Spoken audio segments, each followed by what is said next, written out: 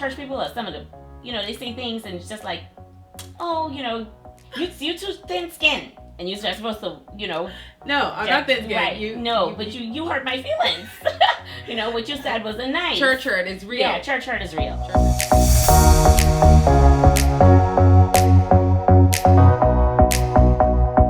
Hello and welcome to episode 4 of the Royal Access. Today we will be talking about ministry, the good, the bad, and the ugly. And our special guest today with us is Therelle. And I'm so glad you're here so we can join in the conversation. So before we start, I want you to tell our viewers, how did we meet? I really don't remember how we met. I really don't. I'm trying to think back in time. I think we had a lot of mutual friends. Yes, And you had a lot in common with my sister. Y'all went to the same school. Right. You did swimming together. Through your sister, I knew of you of being her older sister. Right. So I think the first time we kind of connected was a few weeks ago. Yeah. When we went to lunch. Right. So we would have known each other because of mutual friends, but the first time we connected was when you took me to lunch a few weeks ago, which was a really great experience because we both went through similar rough journeys recently. Yeah. You with your sister a year ago and me with my brother. Right. And so that was very nice of you to reach out, because sometimes when there's someone who knows exactly what you're going through, it helps to make the situation a little more easy to bear because someone can really relate. Yeah, I think that's important. And after my sister passed, I felt really guilty about not reaching out to persons who did have loss in the past. Persons that I knew, you always offer condolences and do you need anything. But when my sister passed, there was one particular person who reached out and said, listen, I was in your situation, and she started to share some of the same things that I was going through at the time.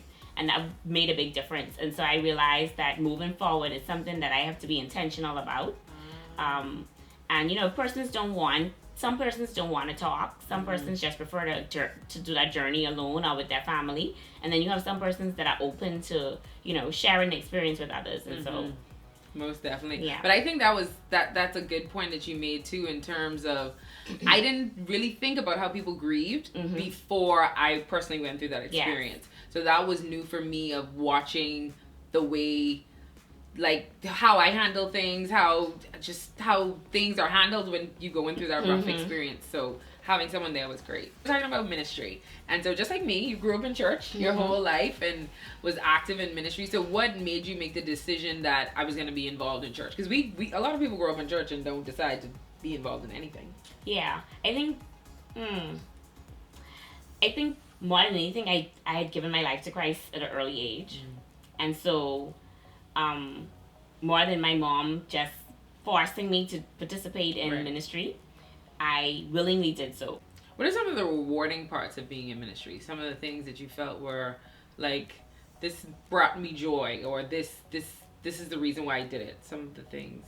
Well, I think especially as I got older and building ministry, so you see a need in the church and you make suggestions to leaders, and if they allow you to run with it, then you see the growth of this ministry, and you see how people benefit from the ministry, and how the ministry serves people, and that's been one of the most rewarding things for me in my ministry. Yeah. Do you have a particular example where you saw something like either a particular person develop their relationship with God, or you saw something that was done differently? Is there a particular thing that you remember in your mind? Well, most recently, I think after I had my daughter, the church that I attended at the time didn't have a nursery.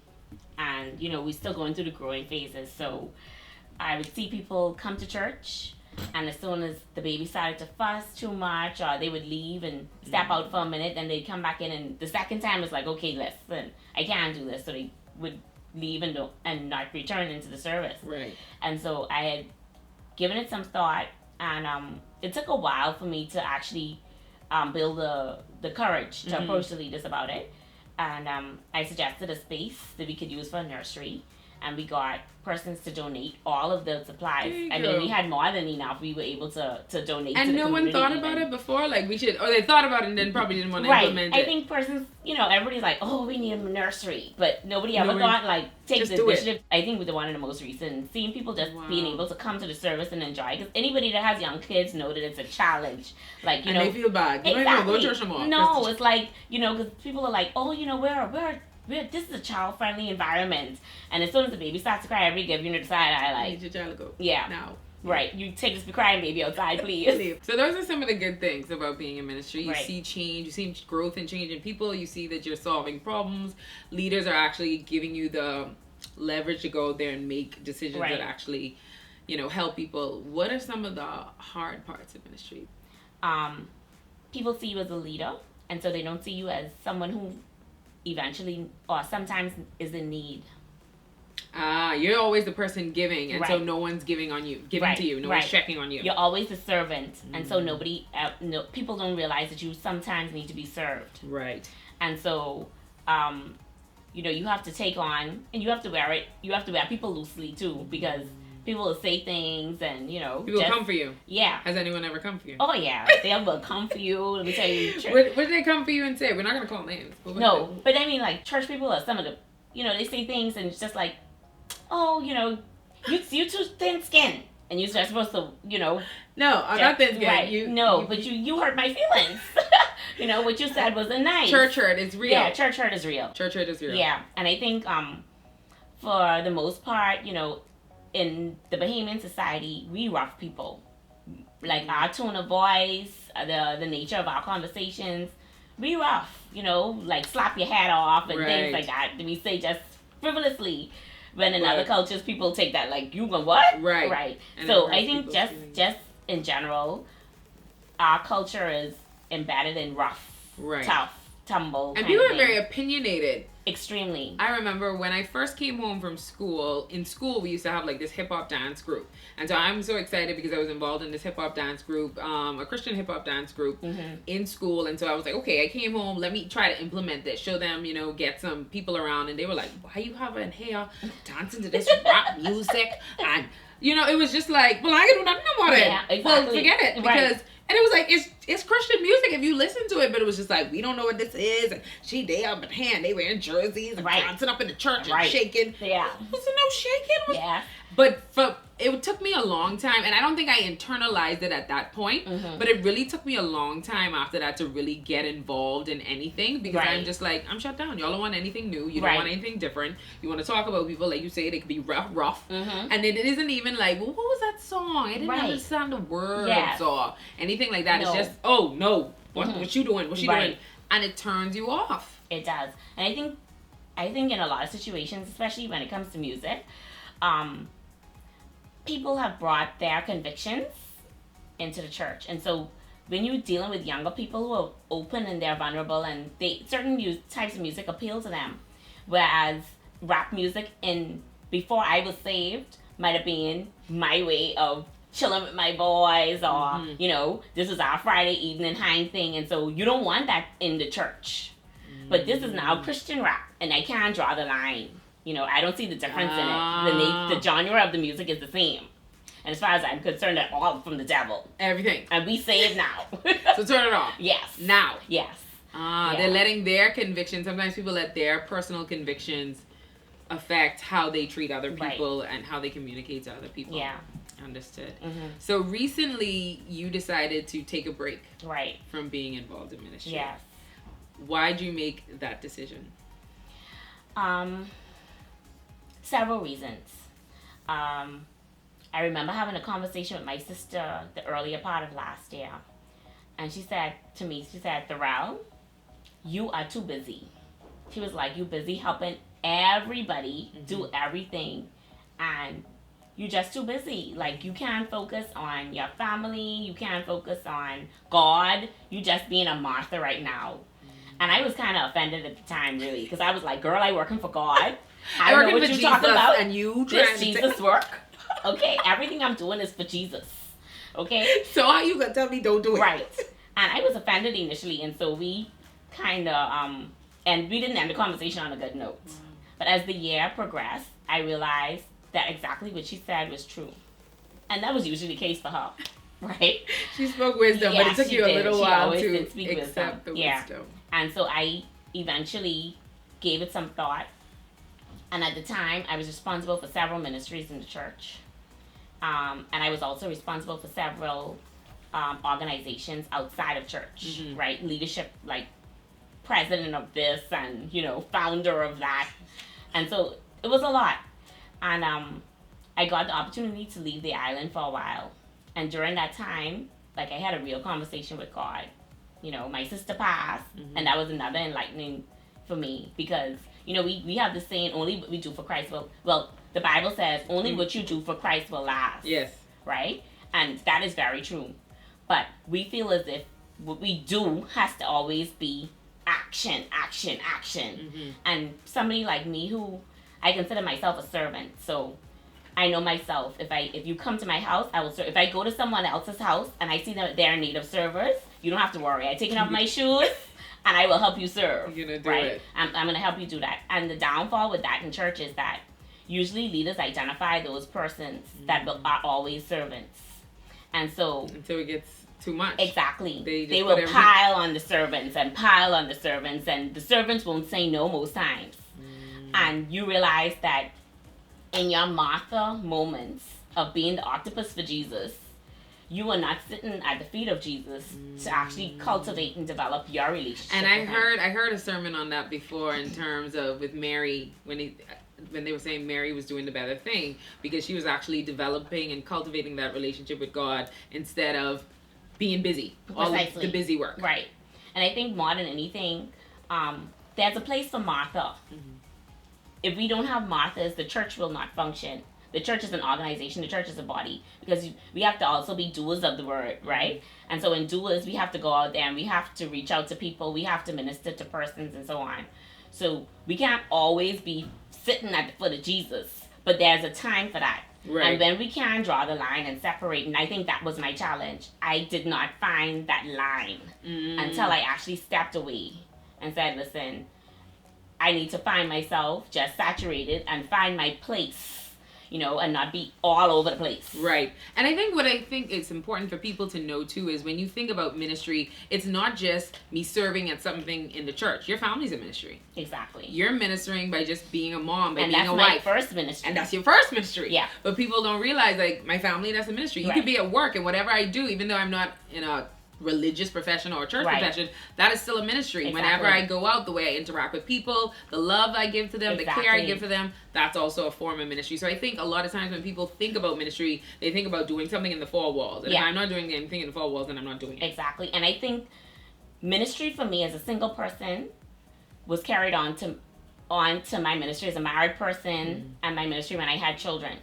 And so in the moments when I was forced to step away from ministry because no, my baby's sick, or I just had a baby, or my husband needs me, or if church people will give you that guilt trip, when you was running for God, Well, I can't run for God. I got one husband and I'm still running. I got a baby and a husband. I running a little slower now. Exactly. You have to be okay with that. Precisely. But I've had moments when people have tried to make me feel guilty for not being at that same point and not being at that same level of running, and my circumstances are different now. And I think we have to realize that seasons change in our lives. They do. And because, and I have over the last year thought about, because I was in an area where I experienced the 4 seasons. So I lived in a country where I experienced fall at its utmost, winter, spring, summer. And every season has a purpose. In the fall, when the leaves fall from the trees, you look at this tree and say, boy, this tree looks dead. But if the leaves don't fall, the new won't come. Right. And so every season has a purpose. And it's the same thing with us in ministry. And I've come to realize that even in the times when I sit quietly, like now that I'm sitting quietly and I'm sabbatical, this is a season for me. And I have allowed God to work in this season and fulfill the purpose of the season in order for me to move into the next season. Right. And so the song Walk Into Your Season, I've developed a problem with that song. Because it makes it seem like the current season you're in is not a good season. Exactly. It's not, the season is supposed to be in right now, but, my season of grief, my season of sorrow, my season of joy and laughter with my husband, my kids, my family, they all served a purpose. Yes, I agree. The point you made about seasons was so good because I talk about it in my book, how I thought about the verse, everything is beautiful in its time. So when I used to first read that verse, I always felt like in due season, in the right time, my life will be great and everything will be beautiful and it will be amazing. And then I looked at the scripture again, and then the Holy Spirit revealed to me, everything is beautiful in its time means that everything is always beautiful.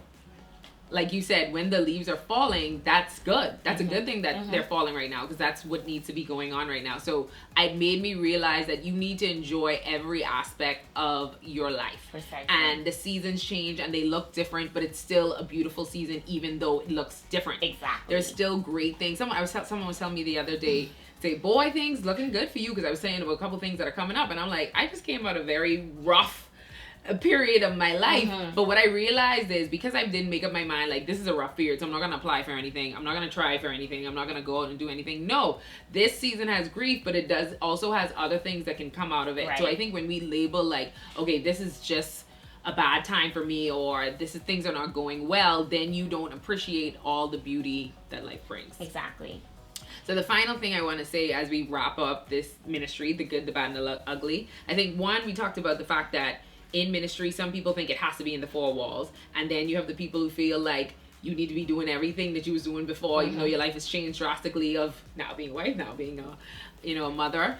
Why do you feel like Christians can sometimes be judgmental, and what can be done about that in terms of helping other people who they may not be on the same journey? They may not be in church doing a ministry. They may not, or they may have a relationship with Jesus, but it looks different from you.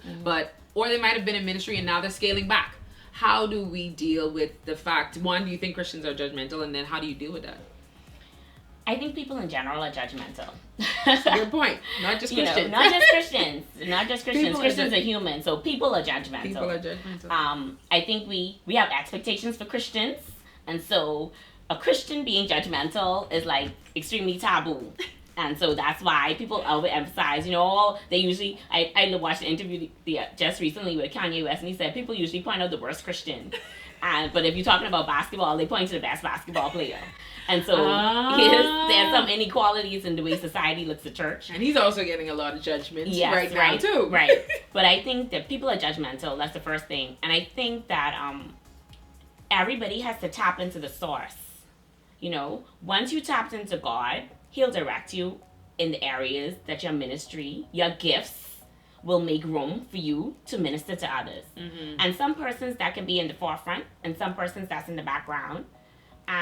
But eventually you'll find your place, And so I think a lot of times we meddle here and there, and we end up continuing to meddle when we don't identify the gifts and allow for God to direct us and specifically channel us into those areas that we'll be most effective in. Right. And so I think that's most important. I think church leaders too have a great responsibility, because rather than pouring onto the servants, they have to identify that everybody has servitude.